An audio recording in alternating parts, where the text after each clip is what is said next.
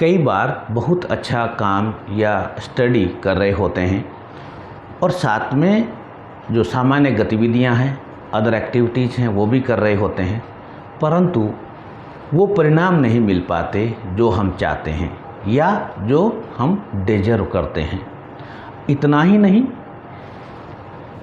हमें बहुत कम में या बिल्कुल थोड़े में गुजारा भी करना पड़ जाता है। अगर ऐसा आपके साथ है और आपको लगता है कि मेरा जो रिजल्ट है, जो मेरा जो आउटपुट है बहुत कम मिल रहा है, तो ये वीडियो आपके काम का हो सकता है।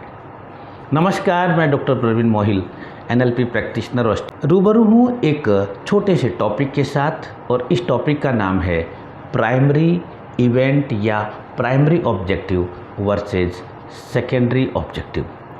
यानी कि हम बात करते हैं कि लाइफ क्या है। बहुत सारे लोग अपनी अपनी परिभाषाएं लिखते हैं, बोलते हैं और एक्सप्लेन भी करते हैं। और याद रखिएगा कि जब भी हमें कुछ लोग समझाते हैं कि हमें ज़िंदगी देखी है हमने, तो वो लाइफ के एक्सपीरियंस की ही बात कर रहे होते हैं। बहुत सारी परिभाषाओं को पढ़ने के बाद मुझे ये समझ आता है कि life is the series of event, कि एक के बाद एक कई घटनाएं होती हैं और ये चलती रहती हैं, यही लाइफ है। और ये घटनाएं दो प्रकार की होती हैं, कुछ घटनाएं अच्छी भी होती हैं और कुछ घटनाएं अच्छी नहीं भी होती। बहरहाल ये आज का विषय नहीं है। आज का विषय है कि इन घटनाओं को सोर्स के आधार पे, यानी कि हमारा जो ऑब्जेक्टिव जो है, हमारी जो लाइफ का जो मकसद है, इसके आधार पर हम दो कैटेगरी में डिवाइड कर रहे हैं।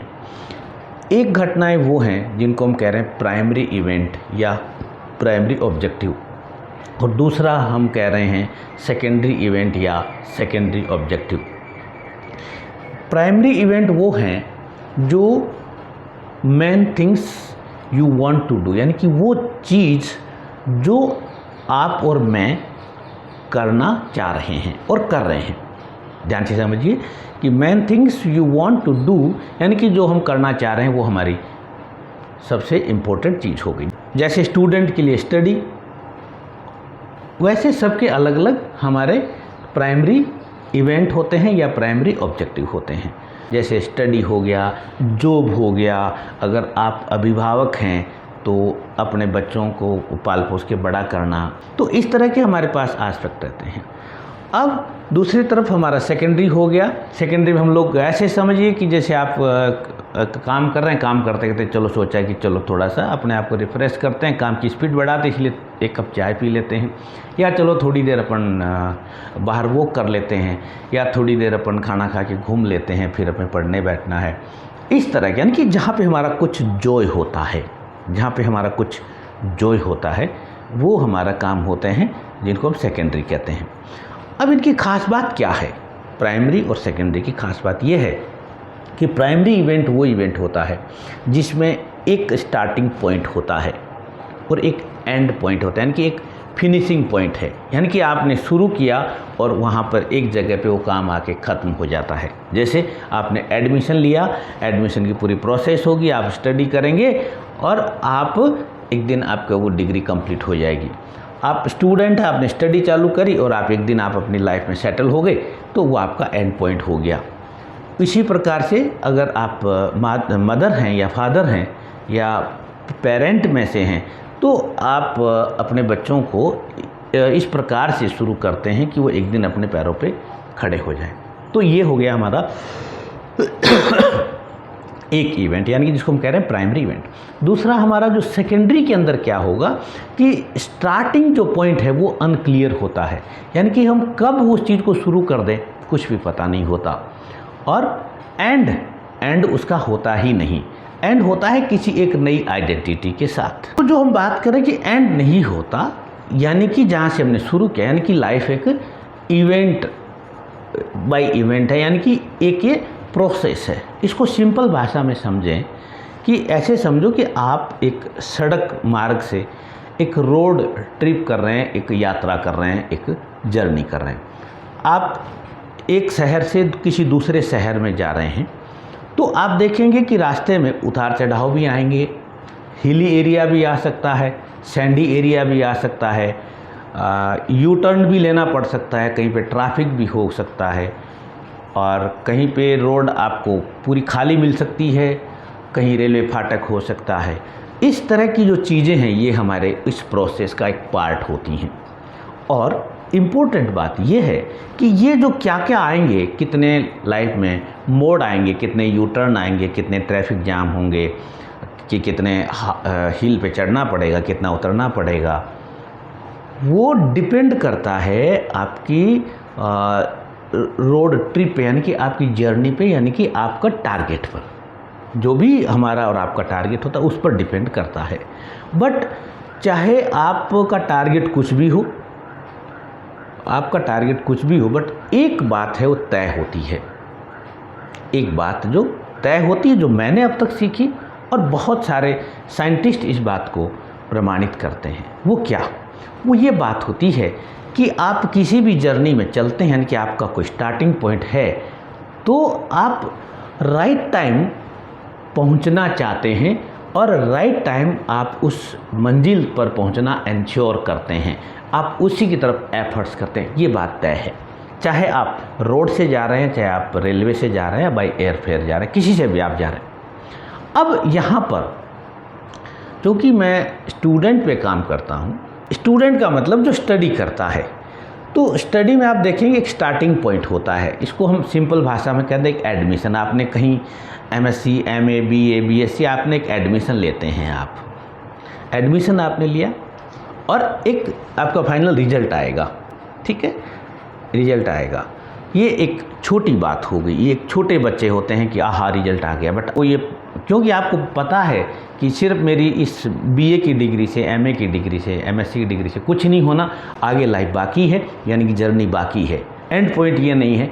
तो यानी कि आप कहीं एज ए स्टूडेंट आपने काम करना शुरू किया, एडमिशन लिया और आप सेटल लाइफ होने थे, यानी कि आपकी लाइफ सेटल हो गई, या हम कहें कि आपको आप जिस नौकरी के लिए आए थे वो आपको जॉब अपना मिल गया, एक सेटल लाइफ। यानी कि इस एडमिशन से लेके एक सेटल लाइफ तक, दोनों के बीच में ये जो जर्नी है, इसी जर्नी के बीच में आपको जो मैंने अभी थोड़ी देर पहले कहा, यू टर्न, ट्रैफिक, उतार चढ़ाव, जितनी सारी जो चीज़ें जो थी, ये सब सेकेंडरी इवेंट को पैदा करती हैं। आगे बताऊंगा अभी सेकेंडरी इवेंट। यहाँ समझिए कि ये सेकेंडरी इवेंट बंद कहाँ से रहा है, इसका ओरिजिन कहाँ से, यानी कि सेकेंडरी इवेंट या ऑब्जेक्टिव सेकेंड, यानी कि वो हमारे प्राइमरी नहीं है। और आगे मैं ये भी बताऊंगा कि इनमें अंतर क्या है और ये पढ़ना क्यों ज़रूरी है। और ये जो सेकेंडरी इवेंट जो है, इनको अगर मोटे तौर पे मैं देखूं तो ये दो प्रकार के सामने आते हैं। यहाँ पे मैं एनएलपी के कंसेप्ट को काम में ले रहा हूँ और मेरे अपने एक्सपीरियंस को काम में ले रहा हूँ, जो पिछले 20 साल से स्टूडेंट के साथ जो मुझे सीखने का मौका मिलता है। जब स्टूडेंट आते हैं और अपनी समस्या बताते हैं, जब उनका सॉल्यूशन निकालते हैं, एक जो बनता है वो होता है अनप्लान्ड, यानी कि जहाँ पे कोई प्लानिंग नहीं होती। अनप्लान्ड, कोई प्लानिंग नहीं है, अचानक हो गया, जैसे रिलेशंस, फ्रेंडशिप, ब्रेकअप। यानी कि आपकी किसी दोस्ती हुई, आपको बहुत अच्छा लगा, आपकी स्टडी इन्हांस हो गई, आपके ड्रीम बहुत अच्छे हो गए और आप अपने रिजल्ट मिलते जा रहे हैं, आप आगे बढ़ते जा रहे हैं और आप अपनी लाइफ में सेटल हो गए, तो बहुत अच्छी बात है। इस वीडियो की ज़रूरत नहीं है, आपको किसी की ज़रूरत नहीं है, आप लकी हैं।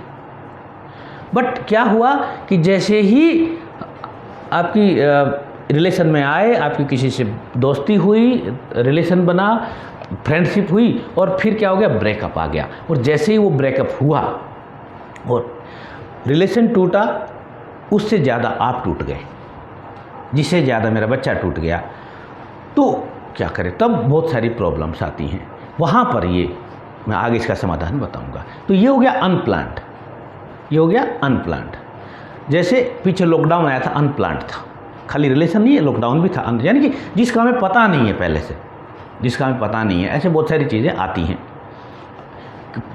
अपनी फैमिली में किसी का एक्सीडेंट हो जाना या कोई और इवेंट हो जाना जिसका हमें पता ही नहीं है। दूसरा होता है प्लान्ड होता है।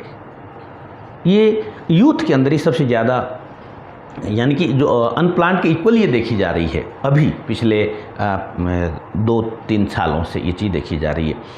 उसमें क्या आता है कि यानी कि ये हमारा प्लांट होता है, और प्लांट का मतलब ऐसे समझो सिंपल भाषा में कि आप कहीं के स्टूडेंट हैं और आप एक इवेंट ऑर्गेनाइज करवाना चाह रहे हैं, यानी कि आप एक वेलकम पार्टी का आयोजन करना चाह रहे हैं, आप एक फेयरवेल पार्टी का आयोजन करना चाह रहे हैं, आप किसी हॉस्टल में हैं, किसी इवेंट को प्लान करना चाह रहे हैं, जैसे डिफरेंट हॉस्टल में इवेंट होता है, नाइट प्रोग्राम बोलते हैं जिसको, आप उसको प्लान करना चाह रहे हैं, या फिर आप कोई फील्ड का एक्सकर्शन प्लान कर रहे हैं, या कहीं आप एक पिकनिक प्लान कर रहे हैं, एक टूर प्लान कर रहे हैं, यानी कि कोई आप एक सिंपल बात है कि आप एक इवेंट ऑर्गेनाइज करवाने जा रहे हो, आपने जिम्मा ले लिया है और वो फेल हो गया। अगर वो पास हो गया, सक्सेस हो गया तो बहुत अच्छी बात है, सक्सेस हो गया तो बहुत अच्छी बात है, कहीं प्रॉब्लम नहीं है, वेल डन, और आपको मेरी तरफ से बधाई। बट फेल हो गया तो अब मैंने दो चीज़ें बताई, एक तो अनप्लान्ड और एक प्लान्ड, और दोनों में हम फेल हो गए, यानी कि हमारा ब्रेकअप हो गया, तो क्या करें। और फिर ये इतना ज़रूरी क्यों है, मैं क्यों इस टॉपिक पे बात कर रहा हूँ, मैं इसलिए बात कर रहा हूँ कि पिछले लॉकडाउन के बाद से ये बहुत सारे मैटर मेरे सामने आ रहे हैं स्टूडेंट के, बहुत सारे, और वो इस तरह से आ रहे हैं कि उनको ऐसे उनके दिमाग ने ऐसे परसीव कर लिया है कि वो फेल हो गए हैं।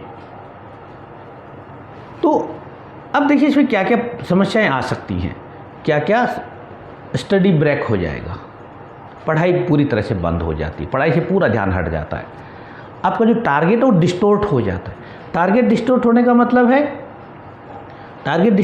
मतलब है कि आपके मन में ऐसे विचार आने लग जाते हैं कि भाई मुझे तो एमएससी नहीं करनी थी, मुझे तो ये करना था और मेरे को ज़बरदस्ती ये करवा दिया गया।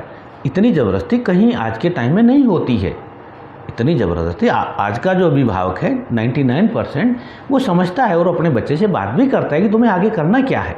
तो बट हमारा माइंड क्या करेगा, उस हमारे टारगेट को डिस्टॉर्ट कर देगा। जैसे कि बाहर कहें कि आज बरसात होने वाली है, हैवी रेन होने वाली है, या आज तेज़ धूप पड़ने वाली है, तो हैवी रेन एक आदमी के लिए ख़राब हो सकती है, एक आदमी के लिए अच्छी हो सकती है, और जो तेज़ धूप है वो एक आदमी के लिए बहुत अच्छी हो सकती है आइसक्रीम बेचने वाले के हिसाब से। बट यहाँ पे क्या होता है, टारगेट है वो डिस्टॉर्ट हो जाता है और हेल्थ पे इम्पैक्ट आना शुरू होता है। हेल्थ कौन कौन सी, देखिए याद रखिएगा 4 प्रकार की हेल्थ होती है मेरे अकॉर्डिंग। एक होती है हमारी सोशल हेल्थ। सोशल हेल्थ में क्या होगा, आप किसी न किसी गुटबाजी में चले जाएंगे, आपके क्या बना लेंगे कि ये लोग हैं, ये मेरे साथ हैं, ये मेरे अगेंस्ट हैं। जैसे ही हुआ तो आपकी सोशल हेल्थ में इम्पैक्ट आना शुरू हो गया, यानी कि सोशल हेल्थ हमारी ख़राब होने लगी। दूसरी होती है हमारी फाइनेंशियल हेल्थ। हम लोग क्या करते हैं, मुद्दा बना लेते, कुछ भी हो जाए, चाहे मेरे कितने भी पैसे लग जाएं, चाहे कुछ भी, जो हमें ये करना है, मैं इस रिलेशन को नहीं छोड़ूँ, कुछ भी पैसा लग जाए, कुछ भी, मैं इस इवेंट को करवा के रहूँगा या करवा के रहूँगा, ऐसे। यानी कि अगर ऐसा हो गया तो समझिए कि आपकी फाइनेंशियल हेल्थ है वो इम्पैक्ट आना शुरू हो गया। तीसरी होती है हमारी फिजिकल हेल्थ। फिजिकल हेल्थ यानी कि आपको इस तरह से हो गया कि आपने रूटीन के हिसाब से आपने खाना खाना ही बंद कर दिया, आप इतना ज़्यादा आपने स्ट्रेस ले लिया, इतनी ज़्यादा आपके दिमाग में एंजाइटी आ गई है और आपने खाना पीना तक छोड़ दिया, तो समझिए कि फिजिकल हेल्थ पे आपका असर शुरू हो गया है। और चौथी और सबसे इम्पोर्टेंट होती है एकेडमिक हेल्थ। जब ये जो चारों हेल्थ हैं ये जैसे ही डगमग होंगी तो ये मान के, यानी कि जो पहले की जो सोशल, फाइनेंशियल और फिजिकल तीनों हेल्थ जैसे ही डगमग होगी तो एकेडमिक हेल्थ भी डगमग होनी है, क्योंकि एकेडमिक हेल्थ के पिलर ये 3 ही हैं और इन्हीं पे ये हमारी टिकी रहती है ज़्यादातर केस में। ठीक है, ये कब है, जब हमारा इवेंट सेकेंडरी हो गया है तब की बात कर रहा हूँ मैं। अगर ये इवेंट हमारा प्राइमरी है तो ये इतना ज़्यादा मैटर नहीं करती, मैं किसी अगले वीडियो में बताऊँगा। फिर क्या होगा, आपके फाइट शुरू हो जाएंगे, झगड़े शुरू हो जाएंगे।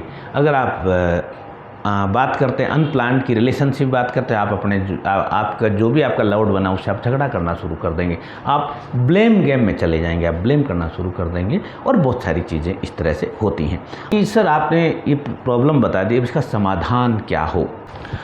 अब इस समाधान से पहले मैं अच्छे से हम इसको समझ लेते हैं कि ये प्राइमरी और सेकेंडरी को पहचाने कैसे पता चले कि ये हमारा प्राइमरी ऑब्जेक्टिव है, ये हमारा सेकेंडरी ऑब्जेक्टिव है। सबसे पहले नंबर 1, अगर जिस ऑब्जेक्टिव का, यानी कि आप जो भी काम कर रहे हैं, अगर उसका एक स्टार्टिंग पॉइंट है, एक फाइनल पॉइंट है, starting point and final point, अगर दोनों चीज़ें हैं तो इसका मतलब है कि वो प्राइमरी ऑब्जेक्टिव है, यानी कि हमारा प्राथमिक मकसद है।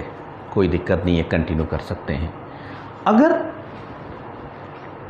कोई डेट नहीं है, पूरी तरह से एम्बिग्यूअस है, कोई स्पष्ट नहीं है कि ये कब ख़त्म होगा, कब शुरू हुआ था, तो सावधान हो जाइए सेकेंडरी।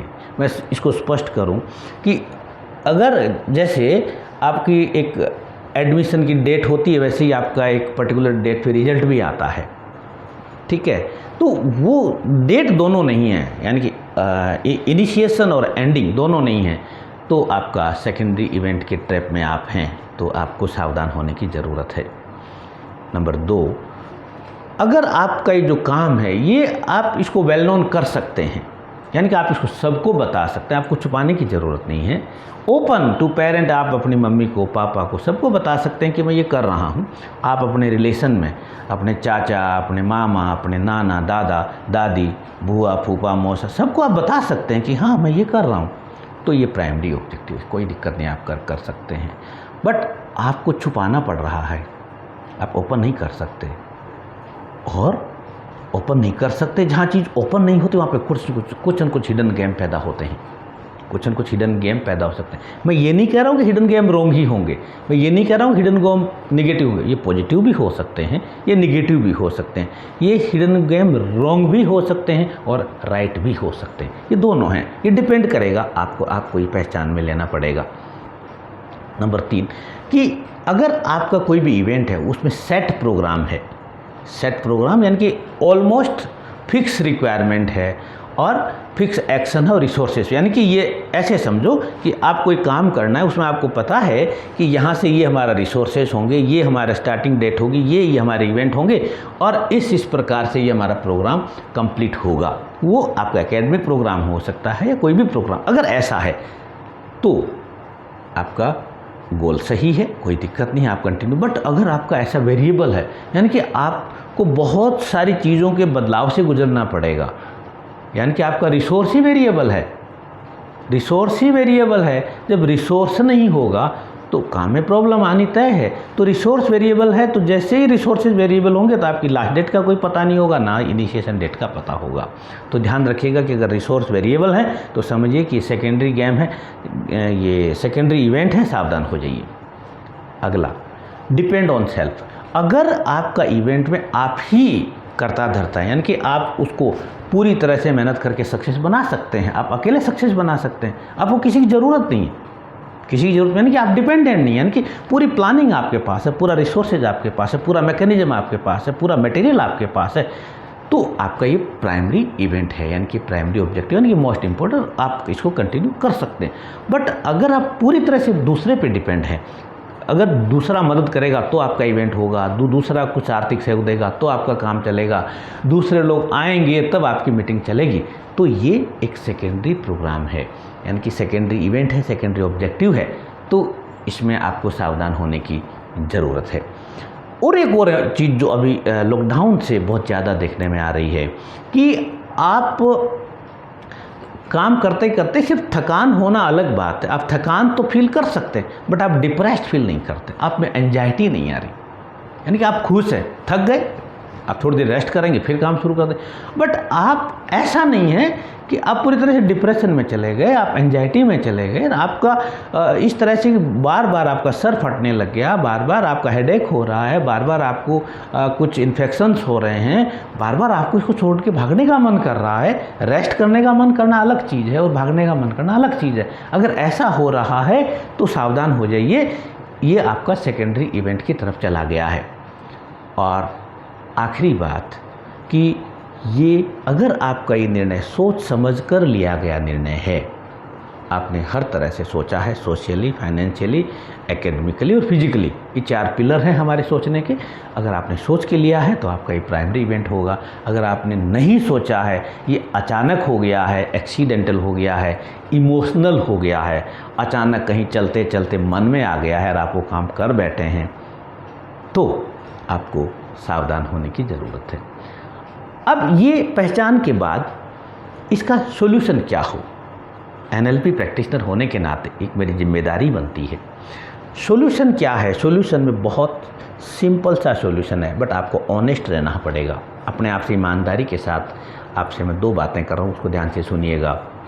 पहला कि आइडेंटिफाई इट इज़ प्राइमरी और सेकेंडरी। सबसे पहला यानी कि इस वक्त आप जो भी इवेंट कर रहे हैं, जो भी आप काम कर रहे हैं, ठीक है, उसको आपको आइडेंटिफाई करना है कि ये जो मेरा काम है, फॉर एग्जांपल मैं अभी आपके सामने मैं वीडियो रिकॉर्ड कर रहा हूँ, मैं आपके सामने प्रेजेंट कर रहा हूँ, तो ये मेरा क्या है, बिल्कुल वैसे ही।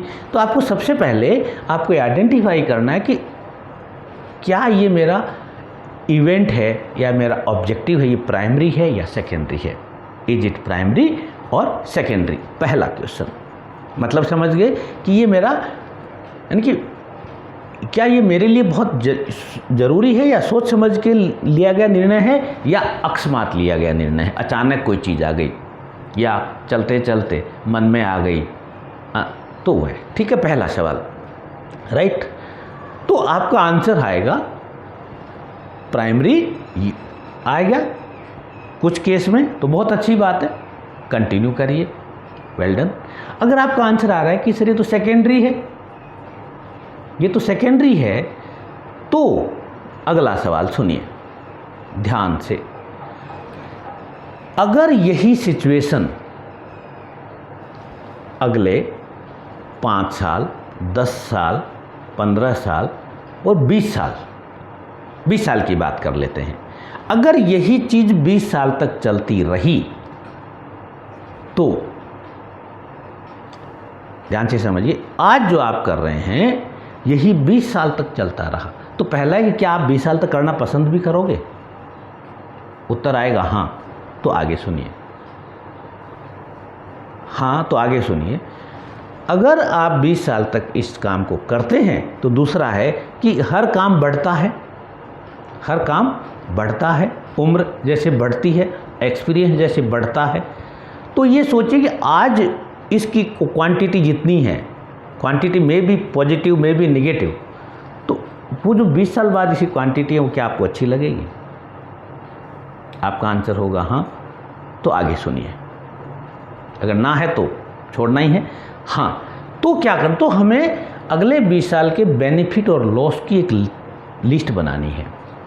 कॉपी पेन की ज़रूरत नहीं है, सिर्फ माइंड के अंदर एक लिस्ट बनानी है कि जो ये मेरा जो इवेंट है आज का, जिसको मैं लेके बैठा हूँ या बैठी हूँ, इससे मेरे को क्या क्या बेनिफिट होंगे। इम्पोर्टेंट 3 बेनिफिट लिख लीजिए। एक बेनिफिट लिख लीजिए सबसे बड़ा, और दूसरा लॉस, सबसे बड़ा लॉस लिखिए। जैसे ही आप बेनिफिट और लॉस का लिखेंगे, तो डियर फ्रेंड क्या होगा मालूम है? ये हमारा जो सबकॉन्शियस जो है, ये इमीडिएट हमें सॉल्यूशन देगा, हमें रास्ते बताएगा। अब ये रास्ते का जो बताएगा, और रास्ते को जो बताएगा, इनको 4 फिल्टर से गुजारना है। पहला फिल्टर कि अगर 20 साल तक ये चलता रहा जो आज चल रहा है, और ये बढ़ेगा, घटेगा बढ़ेगा, तो मेरे पेरेंट्स क्या सोचेंगे? अगर मेरे पेरेंट खुश होंगे, बहुत अच्छी बात, ग्रेट। पेरेंट्स क्या सोचेंगे? सिर्फ इतना कि मेरे पेरेंट्स क्या सोचेंगे। दूसरा नंबर, मेरी सोसाइटी के जो लोग हैं, मेरी कॉलोनी के लोग, मेरे हॉस्टल के लोग, मेरे डिपार्टमेंट के लोग, मेरे कॉलेज के लोग, मेरे टीचर्स, मेरे स्टूडेंट, वो क्या कहेंगे। चौथा तीसरा, मनी। ये सच है कि मनी चाहिएगा, आज भी चाहिए। सुबह उठते ही से लेकर शाम सोने तक हमें पैसे की ज़रूरत होती है, यानी कि पैसे से हमारा रूटीन चलता है।